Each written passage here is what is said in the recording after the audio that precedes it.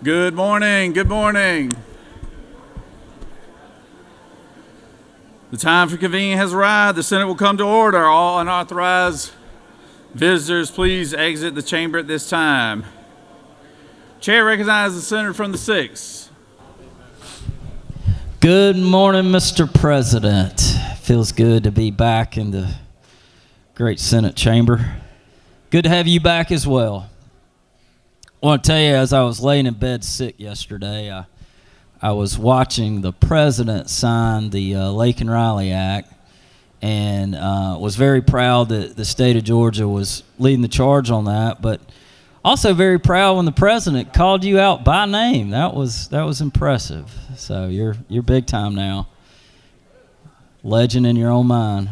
Very proud of you. I appreciate that. I don't know, you actually acknowledging that, it feels almost as equal to the president calling me out by name yesterday there, yeah, Senator. Well, I'm here to make you happy. Well, Mr. President, we got a great list of pages today. Out of Marietta, we have Jacob McKay. Out of Atlanta, we have Rohan Anand. Out of Marietta, we have Alina Chadha. Out of Lilburn, we have Benjamin Hanson. Out of Johns Creek, we have John Harriet. Out of Clayton, Katie Hudgens. Out of Lawrenceville, Jalen Jones. Out of Stone Mountain, we have Elena Katima. Out of Marietta, we have Maxwell McHenry. Out of Forest Park, we have Graciela Impanzu. Out of Lilburn, we have Deepali Patel. Out of Duluth, we have John Michael Singbush. Out of Decatur, we have Malia Wright. And out of Bon Air, we have the Paige Smiley. Smiley. So y'all give these pages a big round of applause. Very happy to have y'all here. We look forward to working with y'all today, doing the people's business here in the Georgia State Senate. Mr. President, with all the time I had on my hands yesterday being sick, I was able to thoroughly read the journal and found it to be correct. All right. Thank you, Senator. I appreciate that. Is there objection to dispensing of the reading of the journal? Chair hears none. The reading of the journal is dispensed with. Is there objection to confirmation of the journal? Chair hears none, and the journal is confirmed. Secretary, first readings and references. Senate Bill 56 by Senators Anna Vitarte of the 31st and others, a bill to be entitled. Insurance and Labor. Senate Bill 57 by Senators Tillery of the 19th and others, a bill to be entitled and act to amend. Judiciary. Senate Bill 58 by Senators Albers of the 56th and others, a bill to be entitled and act to amend Chapter 11. Health and Human Services. Senate Bill 59 by Senators Watson of the 11th and others, a bill to be entitled and act to amend Code Section 48-5-7.4. Finance. Senate Bill 60 by Senators Huff-Stetler of the 52nd and others, a bill to be entitled and act to amend Chapter 64. Insurance and Labor. Senate Bill 61 by Senators Dolezal of the 27th and others, a bill to be entitled and act to amend Article 6 of Chapter 11 of Title 15 of the OCGA relating to delinquency. Judiciary. Senate Bill 62 by Senator Moore of the 53rd, a bill to be entitled and act to amend Part 1 of Article 1 of Chapter 2. Veterans. Senate Bill 63 by Senators Dixon of the 45th and others, a bill to be entitled and act to amend Part 15 of Article 6 of Chapter 2 of Title 20. Education and Youth. Senate Bill 64 by Senators Dixon of the 45th and others, a bill to be entitled and act to amend Titles 36 and 50 of Public Safety. That completes the order, Mr. President. Secretary will read reports of standing committee. Mr. President, the Senate Committee on Insurance and Labor has had under consideration the following legislation and has instructed me to report the same back to the Senate with the following recommendation that Senate Bill 5 do pass.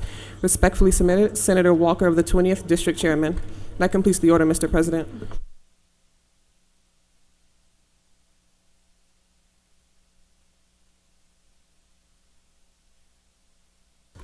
It is now time for the morning roll call.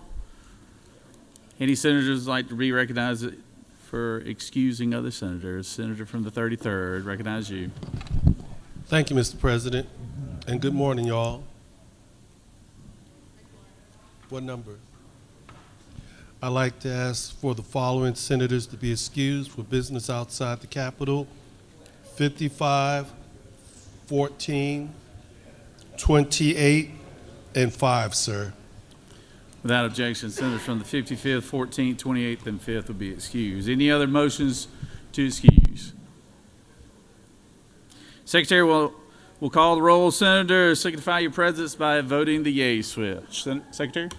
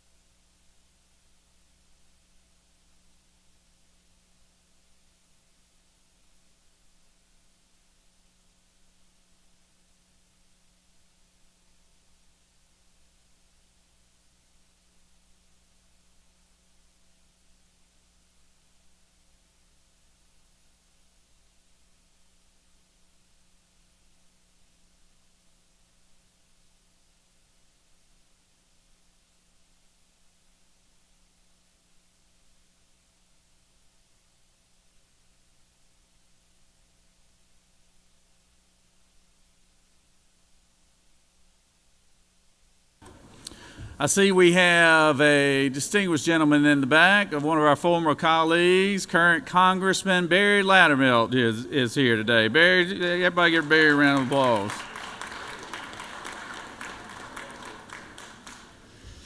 Before we have our morning devotion roll call, let me just have everybody's attention real quick, please.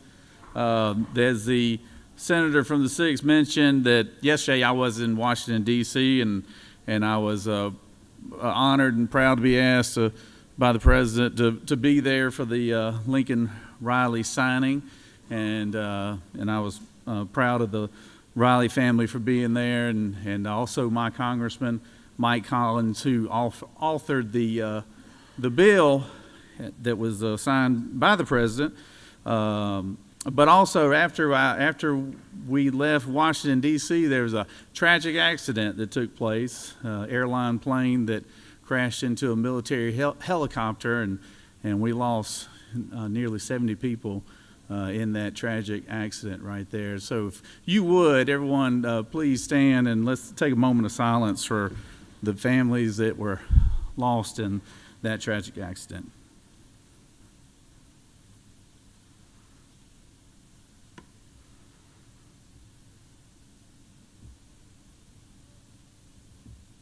Thank you.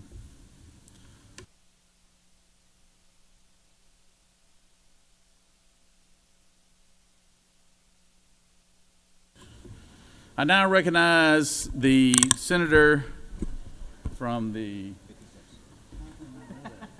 he's only been here 16 years, the senator from the 56 to lead us in our Pledge of Allegiance and introduce our chaplain of the day. Senator?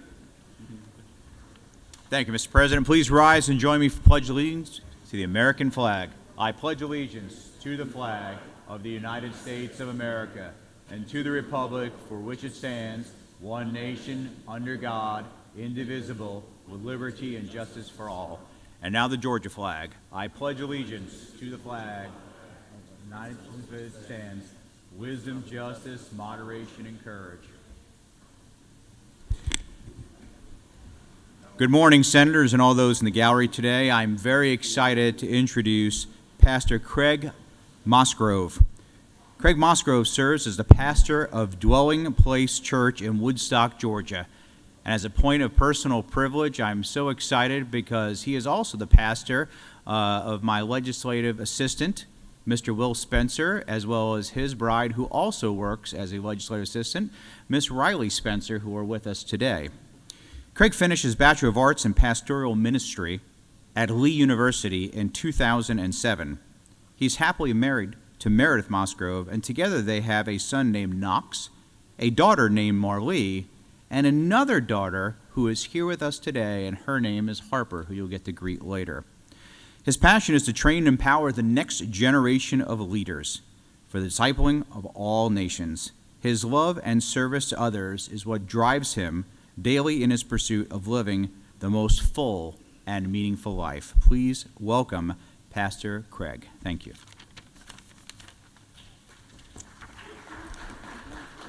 Well, good morning. Thank you again, Senator Albers from the 56th District. Thank you, Governor, Mr. President, and the many members of the Senate. Let me tell you a story about a man you probably never heard of. His name is Wilmer McLean.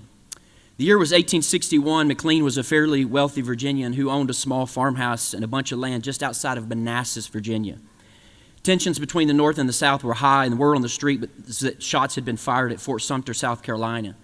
So Wilmer McLean and his family were non-combatants. They didn't really even take sides in the conflict, but that didn't stop Confederate General P.G.T. Beauregard from commandeering McLean's house to use as his headquarters for the First Battle of Bull Run, the battle that historians regard as the first major land battle of the Civil War. When the Union Army figured out that McLean's house was where the Confederate general was keeping his headquarters, they shelled the house. One of their cannonballs even went down the chimney and exploded in the kitchen. It was a mess, to say the least. When the battle was over, McLean, who wanted no further part of the conflict, sold his land in Manassas and moved his family 120 miles southwest to another small, sleepy village in Virginia called Appomattox. You see where this is going. It gets better. The house McLean purchased in Appomattox served as the courthouse for the region, and so 4 years later, on April 9th, 1865, Confederate General Robert E. Lee formally surrendered his armies to Union General Ulysses S. Grant, effectively ending the U.S. Civil War in the parlor of Wilmer McLean's house. That's right. In one of history's great ironies, the Civil War basically started and ended on the same guy's property. A guy who really didn't want any part of the war and was trying his best to isolate himself from it. See, as leaders, there's certain conflicts you can't escape. Criticism and conflict is the price of leadership. It's no secret we have a generation of Americans who, for the most part, I think we would agree, distrust authority. Many will say that's because our generation inherited the legacy of Vietnam and Nixon with Watergate. We remember things like President Clinton building an entire justification for some statement to the American people about his marital infidelity based on the tortured parsing of the word is. We're pretty sure whatever institutions or people tell us is not the full truth, and then we carefully see that they're spun to their interests. We've seen how institutions claim to represent truth and morality use those powers sometimes to perpetuate unjust practices. I think most have long since given up on objective, unbiased media. If you hear from American people, everything feels like fake news on some level because we're aware of how selective and how biased everything we hear is. For you folks, you watch Fox or CNN, it's like there's two different worlds. It's always funny to me when I hear commentators speak despairingly of the media. Quote, now big media will try to make you think, and I think you are big media. If you're in a position of authority, you likely know the struggle to maintain credibility. Distrust of authority is just in our bloodstream as Americans. How do we as leaders, the state of Georgia, regain that trust? Well, Paul tells us in 1 Corinthians chapter 4 of how we should view leadership. He says in verse 1, this is how one should regard us. Now let me be clear right up front. The Bible's pro-leadership. It's pro-authority. It says that all of us should be submitted to leadership on some level. But there's a good authority and bad authority. In this chapter, Paul's going to give us 4 characteristics of good authority. I only have the time to share 2. As a leader, these are what all of us should aspire to be. Number 1, he says in verse 1, this is how one should regard us as servants of Christ and stewards of the mysteries of God. So number 1, a Christian leader is a servant of Christ. You're a leader of others. You might even have authority over others, but your fundamental identity is that of a servant of Christ. And that means a couple of things practically. As a servant, it's not about your will, it's about His. A servant doesn't execute his own will, he follows the will of another. Interestingly enough, the Apostle Paul uses a word for servant here that's not doulos, which is typical word for servant. Instead, he uses hyperedos, which literally means under rower, like on a boat. Paul says Jesus is the captain, he's the coxswain. My job is just to row and beat with him. If you've ever seen a crew team, the coxswain calls out the beat and all the rowers row in unison with him. The coxswain's the only one facing forward who can see where the vessel's going. If you get some rower who starts rowing to his own beat, he'll mess everything up, even if he's really strong. So the question for you and I today is, if you're assigned a leadership position, do you see that leadership position as a place of service? Do you see your leadership role as a place of power over others for the benefit of yourself, or a place of servant to others on the behalf of Christ for the benefit of others? See, friends, leadership is not a title. Leadership is a towel. Where have you been serving people strongly? If you're a boss, do you see it as a place from which you can lift up your employees on behalf of Christ to help develop them and bless their lives? If you manage a company, is it your goal to produce something that blesses your community and helps makes people's lives better? See, what I've learned in America, we're trying to reach a generation that listens with its eyes and thinks with its feelings. Now, what that means is that our words tell others what we think, but our actions tell them what we believe. If you're a parent, do you see yourself as Christ's tools to grow your kids for His purposes, ready to open your hands and let them go where He wants them to go? I guess my point is this morning that any leadership position must be seen first and foremost as an act of service to Christ, that we're just a tool in His hands. But a Christian leader, number two, is a steward. He said we're not just servants of Christ, but stewards of the mysteries of God. Now, the mysteries of God that Paul refers to here is not whether Adam had a belly button or if there's an Area 51 in the Bible. The mysteries of God here is what we call the gospel. He's made that clear, that God has sent His Son to die on a cross to reconcile the world to Himself. Paul said, I didn't write the mysteries. God did. I'm just passing them along. I'm a mailman. But Paul doesn't use the word or analogy mailman. He uses a similar one called steward. It's a Greek word called oikonomos, and it literally means household manager. It is probably my favorite one-word description of a leader in the world. Because in those days, big families had a steward that oversaw the affairs of the house. He managed the kids. He taught them. He took care of their property. But even though he was super involved, they weren't his kids, and it wasn't his property. His job was to execute the master or the Father's will. Here's what that means for me as a preacher. I don't decide what my congregants eat. The father and mother choose that. My job is just to prepare it into a meal, and the book that I teach from is the Bible. Our Father said we should eat it spiritually. My job is just to deliver it to people. I always say if you don't like some of it, take it up with Dad. We're supposed to be servant and stewards.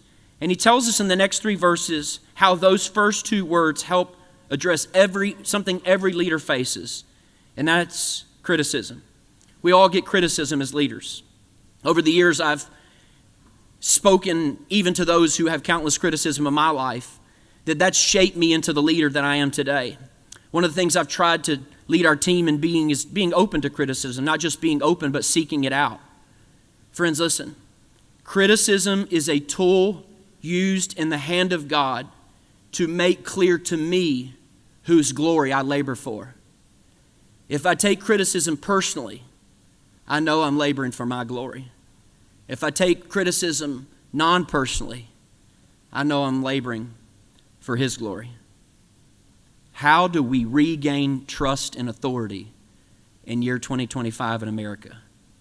Be true to your word, and trust will be your reward. Servants and stewards, that's who we are. Would you stand with me as we pray?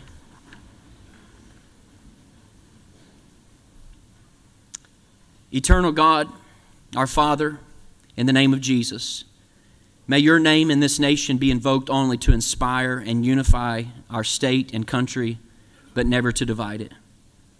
We ask your blessings upon our Georgia senators and all who serve this body, that today and every day they lead wisely and with civility, working together for our common good. May each of us be freshly reminded that we are both servants and stewards. Like Jesus, we did not come to be served, but to serve. Make us strong to do your will. Help us to understand and proclaim your truth. May our senators be blessed today to use their God-given light to chase away the darkness in the state of Georgia. We thank you for the grace and love that's found in Jesus, and we pray these things today in His name. Amen.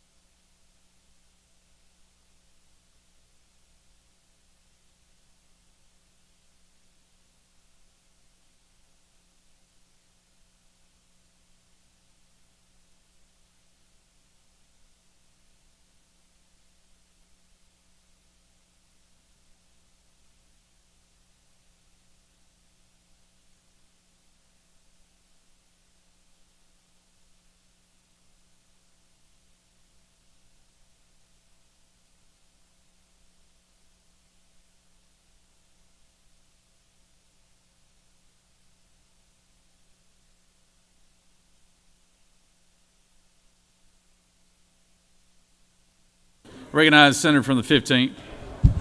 Thank you, Mr. President. I ask for unanimous consent to excuse the senators from the 35th and the senator from the 10th. Without objection, senator from the 28th and the 10th is excused.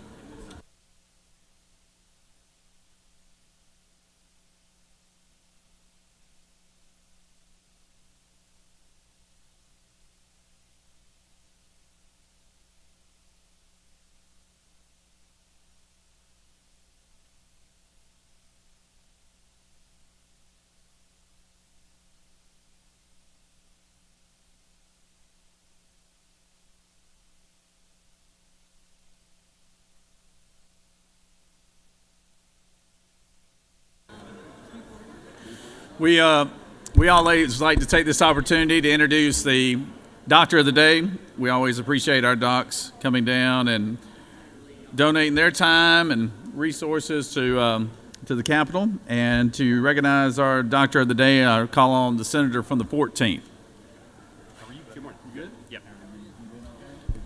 Good morning, colleagues. It is my distinct privilege on behalf of the undisputed medical capital of Georgia, the 14th District, to introduce today's Doctor of the Day, Dr. Syed.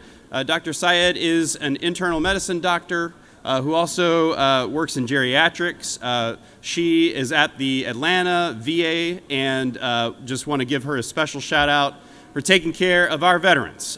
We always want to make sure that they get the very best that we can offer. Please join me in welcoming Dr. Syed.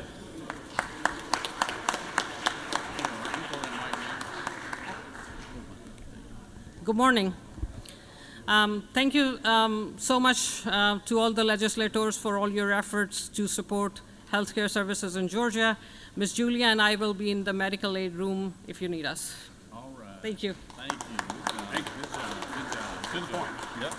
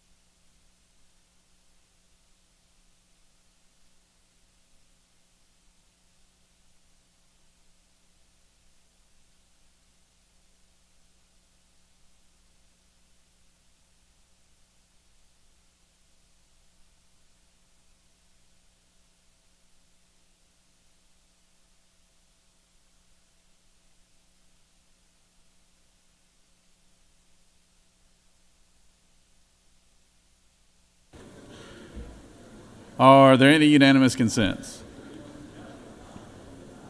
Chair hears none.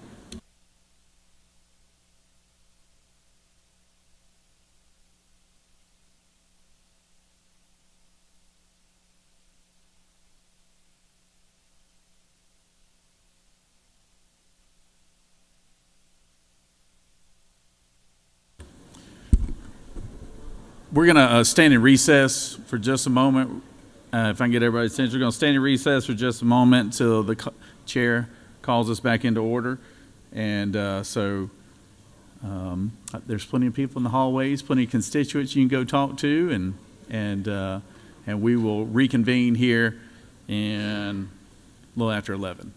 All right, so we're going to stand in recess.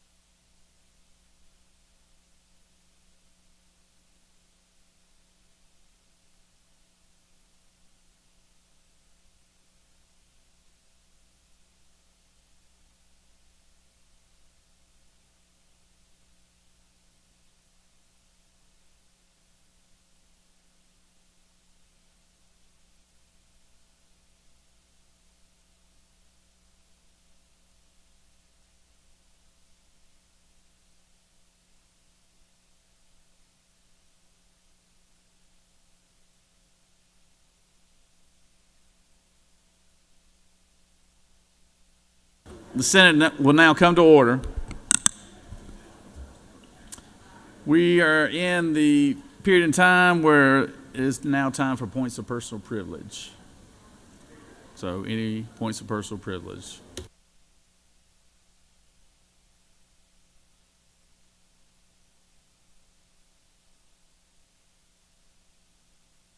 I recognize the senator from 26.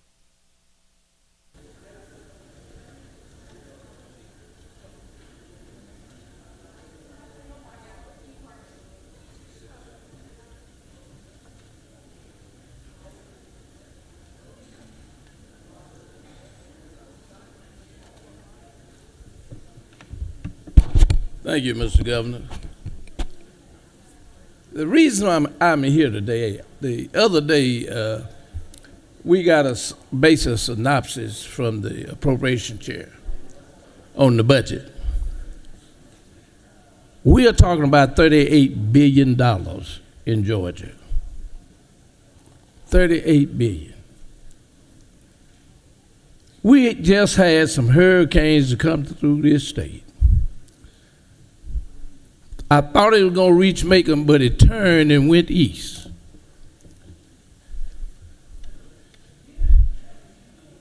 I'm a city boy, but I represent Twiggs, Wilkerson, Hancock, Washington, and Johnson counties, and they all rule. We don't grow pine trees in Macon, Georgia. Some folks have some pecan trees in the yard, but it's not really for everybody to consume because they are not out there producing pecans to put out there on the market. Now to the gentleman from the 51st, from up there in Dahlonega, gentleman from the 18th, over in Monroe County, it's time that we get some intestinal fortitude. And for those of you who don't know what that means you got to get some guts to do things. Now, I didn't see a dime in there for farmers in that synopsis. But we can put up money for Kia, Rivian, all of these folks.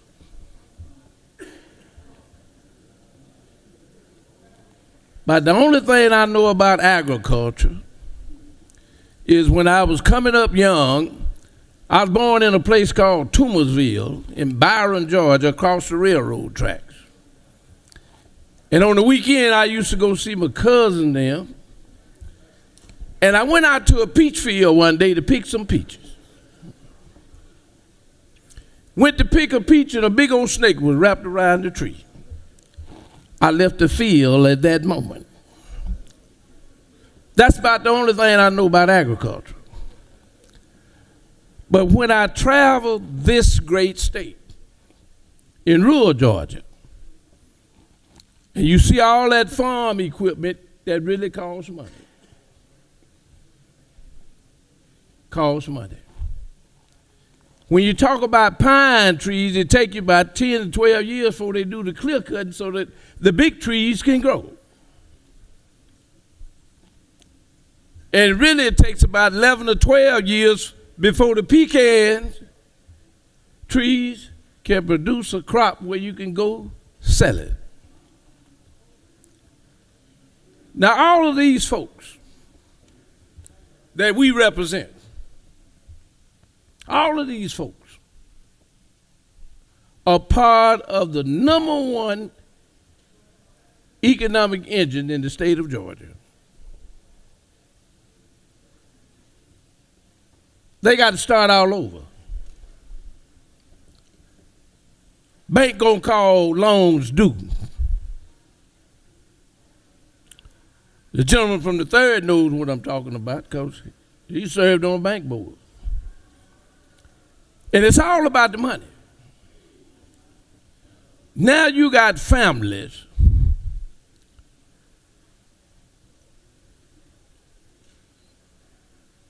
if they are not well off to do, they can't start a new crop because you got to replant. And in pine trees, when the storm came through, you got to cut them down and then get a tractor and dig up the roots because the root is around the pine tree. It doesn't spread out like a magnolia tree, roots going everywhere. But ladies and gentlemen, we have a gratuity clause in our state constitution. And somebody wanted to know what you're going to do about the farmers. Well, ladies and gentlemen, we are in the legislature. The only somebody that can do something about it are those of us.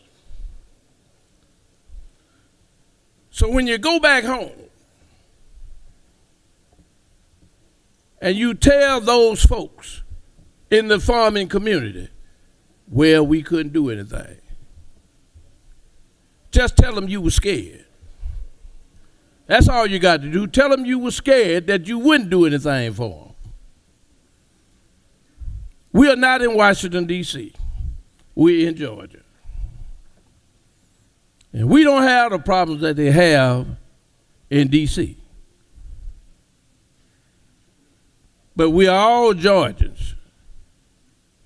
And we run to get ourselves elected to office so that we can help people. Well, ladies and gentlemen, it's time that we do some helping.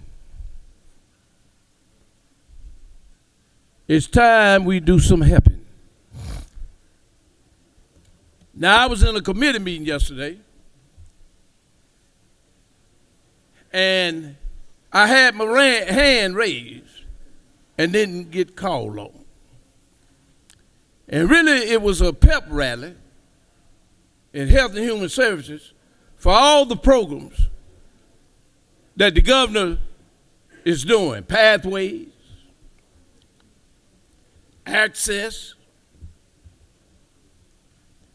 But see, we ended up doing pathways because of a lawsuit by the state.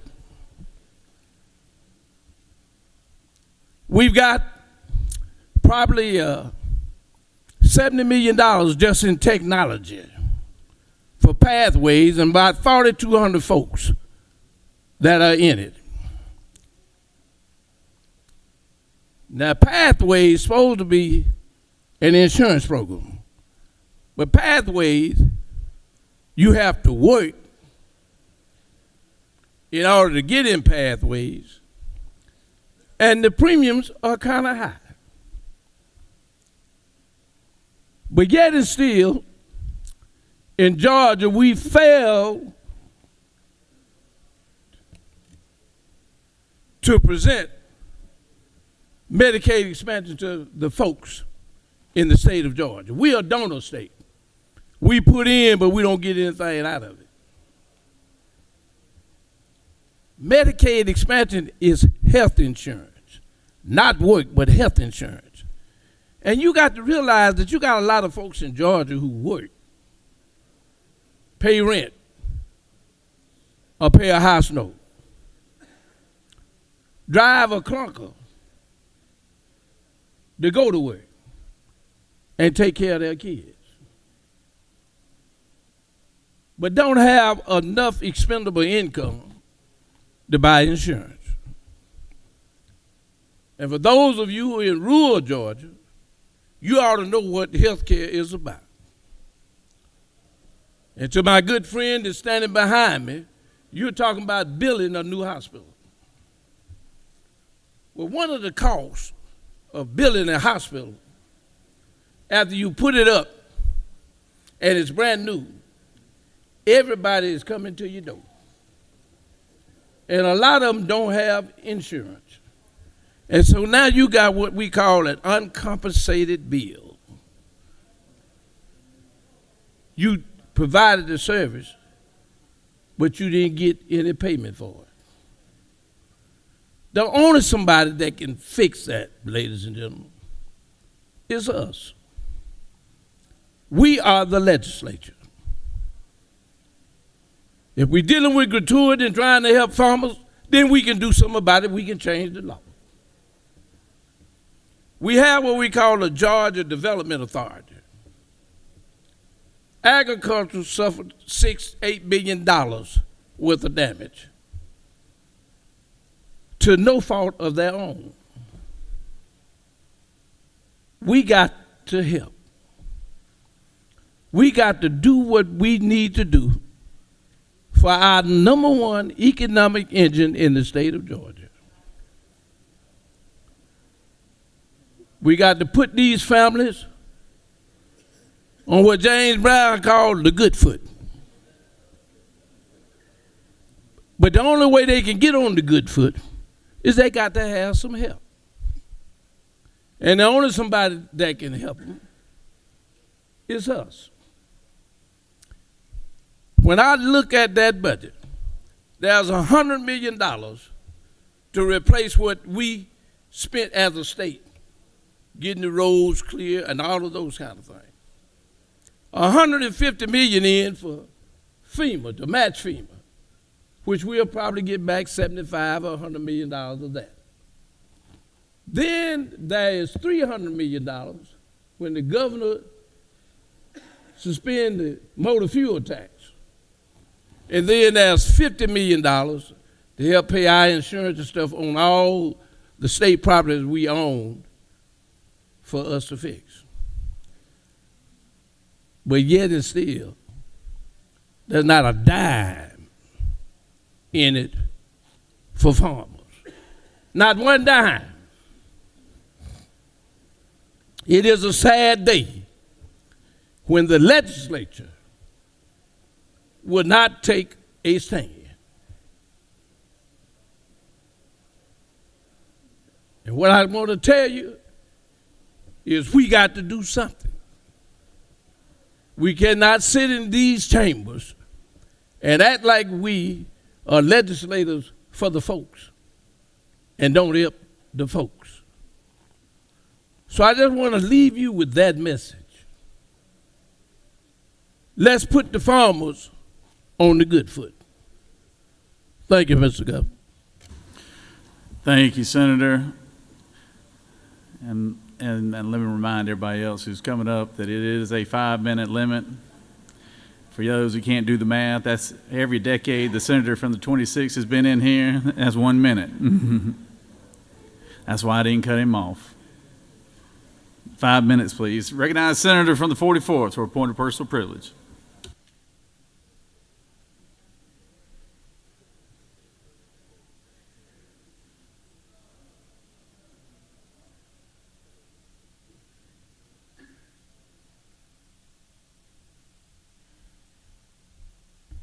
Thank you, and good morning, colleagues. I rise today to talk about hypocrisy, the kind that insults our intelligence and endangers our country. Yesterday, you see, Donald Trump signed the Laken Riley Act, which requires ICE to detain any undocumented immigrant arrested for a theft-related crime, even if that person had not been convicted. His claim is that he is doing this to stand for law and order and that he wants to protect Americans from crime. But there are some other facts that we need to discuss. This is the same president who immediately upon his inauguration pardoned violent criminals, not petty thieves, but men convicted of brutal assaults on police officers during the January 6th insurrection. And see, what's happening is that now we are learning a lot more about some of these convicts' past criminal records, these people that the president pardoned. We now know that it was not their first crime, many of them. Trump granted clemency to people with past convictions for rape, drug trafficking, domestic violence, assault with a deadly weapon, child sexual abuse, and even manslaughter. Those were not cases of overreach or injustice. These were people convicted of serious, horrific crimes. And many of them had long rap sheets. One January 6th insurrectionist had 38 prior convictions. 38. Yet Trump called him a patriot. So let's be clear. I'm not buying it that Trump cares about crime or about protecting Americans. If he did, he would not be selectively punishing crimes that fit his political narrative while excusing violent offenders when they serve his personal interests. That is not justice. That is manipulation. A man who pardons rapists and cop beaters and child sexual abusers while demanding zero tolerance for migrant shoplifters is not standing for law and order. He's standing for himself. And in a democracy, we should not let one man's hypocrisy dictate our nation's sense of justice. Thank you. I yield the well.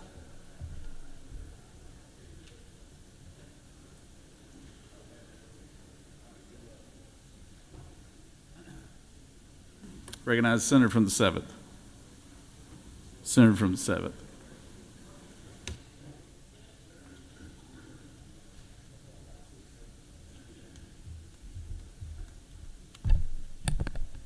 Thank you, Mr. President. I rise today to call out the comments of Georgia's very own Congressman, Republican Congressman, Rich McCormick, about children being able to eat at school. He said some cruel comments about children having to go get a job instead of expecting a handout, aka free and reduced lunches. As I've shared with this body before, I used to be one of those children who relied on free and reduced lunches. We should not be penalizing children because of the income status of their parents. And we should not be penalizing children for in their ability to eat because of their parents' income status. That is ridiculous. He told kids that they should go get a job at McDonald's instead of expecting a handout to eat food at school. While child poverty is increasing in this country, he made these comments as if children don't deserve to eat a meal while they're in school. We should support universal school lunches so that every child is food secure in the state of Georgia. I yield the well. Thank you, Senator. We are now moving on to the local consent calendar. No, excuse me, a Senate calendar of privilege resolutions on the local consent calendar.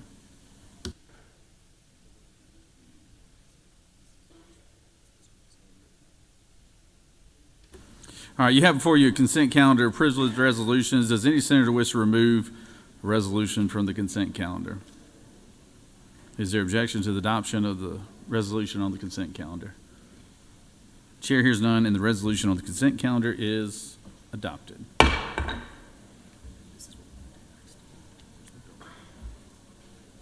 okay. So whose bill is this? This is, okay.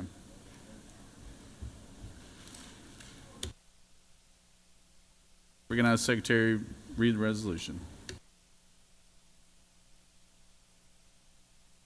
Senate Resolution 67 by Senators Halpern of the 39th and others, a resolution recognizing February 2nd, 2025 as Georgia Arts Day in Georgia and for other purposes.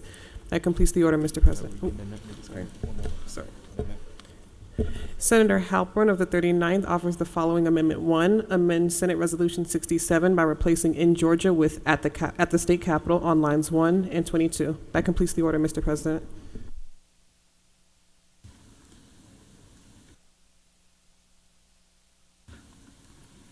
Senator from the 39th, do you wish to speak to the resolution? Yes, I will. We're changing the resolution just because it's a small technicality. Senator, you need to do it from the well. You need to do it from the well.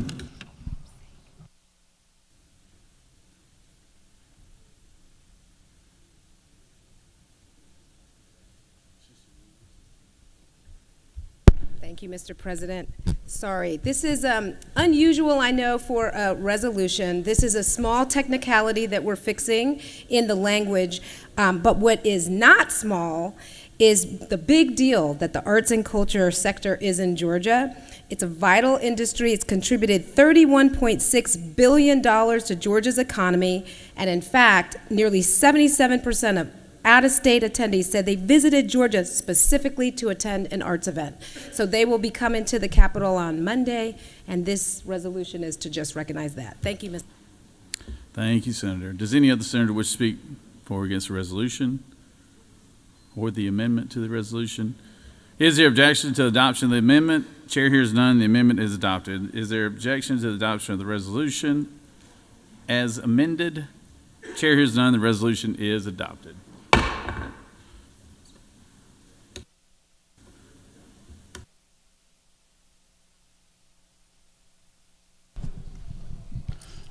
Recognize the Majority Leader. Thank you, Mr. President. I move that the Senate stand adjourned pursuant to Senate Resolution 6 until 10 a.m. on Monday, February the 3rd.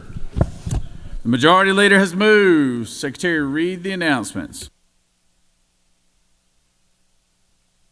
The Senate Committee on Education and Youth will meet at 1 p.m. in room 450 of the Capitol. The Finance Committee will meet at 2 p.m. in Mez 1. That completes the order, Mr. President.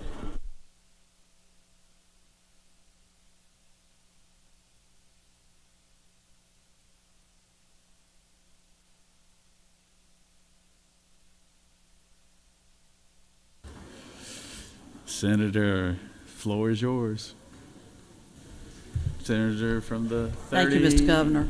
Colleagues, I just want to flag for you, there's a notice on your desk, an invitation to join us for lunch at 307 CLOB with the Working Families Legislative Caucus luncheon, and we will be looking at the key issues in the 25 amended budget and the FY26 budgets. That will be our presentation. You're welcome to come by. Hope to see you there, and it is starting now upon adjournment. Thank you.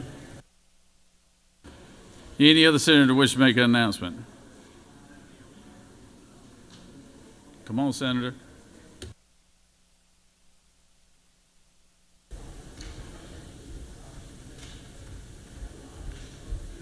Just want to let everybody know on Monday from 11:30 to 1, the ARC will be having their legislative policy briefing, and the briefing will be about freight and logistics, the landscape of freight and logistics in our state, and they'll have a panel, and there will be lunch provided. It's at the depot. Thank you, Mr. President. Is there any other senator wish to speak? Make an announcement. You want to wait?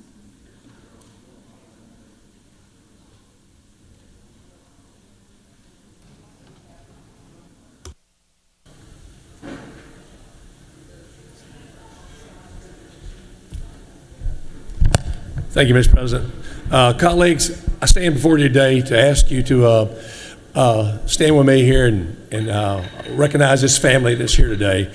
We had our DA in Tifton, Georgia, Bryce Johnson. Bryce Johnson was probably one of the most knowledgeable people of politics I've ever been around in my entire life. He knew everything about politics. He knew everything about football. He knew about everything. He was just absolutely a gifted mind and a gifted person. His family is here with us today. His wife, Erica, his mother, Miss Terry, his sister, Miss Maxwell, and his son, Will, is here up in the gallery. And they just left the governor's office, and the governor's office presented them with, several different things and recognized them. And I have a resolution, which I won't take time to read, but I want you all to, if you will, rise for a moment of silence for Bryce Johnson, DA of Tifton, Georgia. Please stand for a moment of silence for the senator.